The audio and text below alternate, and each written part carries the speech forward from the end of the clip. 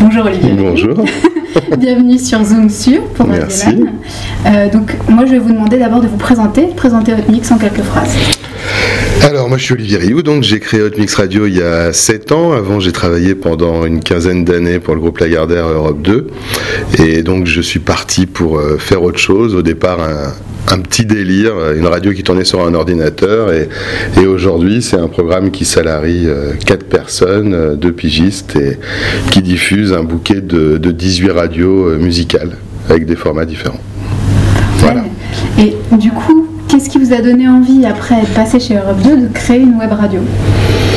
En fait, je l'avais commencé quand j'étais là-bas, à l'époque où Internet commençait à se démocratiser et que c'était assez facile de le faire, avec entre autres un site qui s'appelait à l'époque Live 365.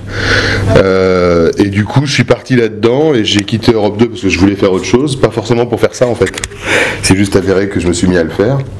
Et au bout d'un moment, je me suis rendu compte que ça fonctionnait, enfin qu'on pouvait faire des choses en tout cas. Et de fil en aiguille, des actionnaires sont venus et ont fait confiance dans ce projet. Et voilà, on en est là aujourd'hui. Alors c'était pas une volonté de partir pour faire ça, c'était juste partir pour faire autre chose. Et il y avait ça et j'ai été un petit peu dépassé par le phénomène, on va dire. Si vous deviez me résumer votre rapport vous-même à la radio en 2 mots. Mon rapport à la radio, j'écoute ça depuis que je suis gamin. J'écoutais Les routiers sont sympas avec le poste de radio caché sous l'oreiller pour pas que ma mère l'entende. J'écoutais RTL le midi quand je rentrais manger, parce que j'avais pas la chance de manger à la cantine, alors que j'aurais voulu manger à la cantine, mais je mangeais chez moi, donc j'écoutais la radio. Enfin voilà, j'ai été bercé avec RTL Europe 1. J'habitais à côté du centre commercial de Vélizy. Quand ils ont monté le pylône pour RFM, je me suis dit mais qu'est-ce qui se passe là? Et c'était RFM qui se créait avec Coluche, etc. Enfin voilà, depuis que je suis gamin, j'écoute la radio tout le temps, quoi. Et peut-être moins aujourd'hui, paradoxalement, depuis que j'en fais beaucoup. J'ai moins tendance à écouter les autres. Je me contente de ce que je fais. Alors après, évidemment, j'écoute pour voir ce qui se passe, mais j'écoute moins qu'avant. Beaucoup moins. Qu'est-ce que je peux vous souhaiter du coup pour Hotmix en 2015 ?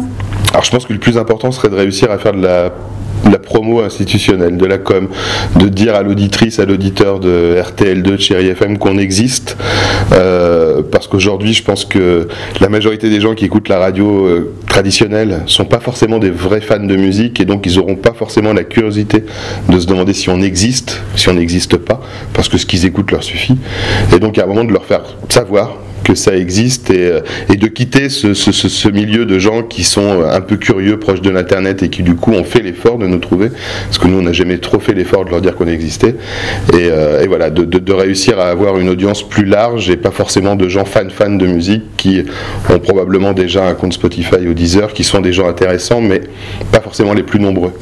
Et donc du coup je pense que voilà, ça serait bien qu'on réussisse à dire aux auditeurs de radio qu'on existe. Ça j'aimerais bien.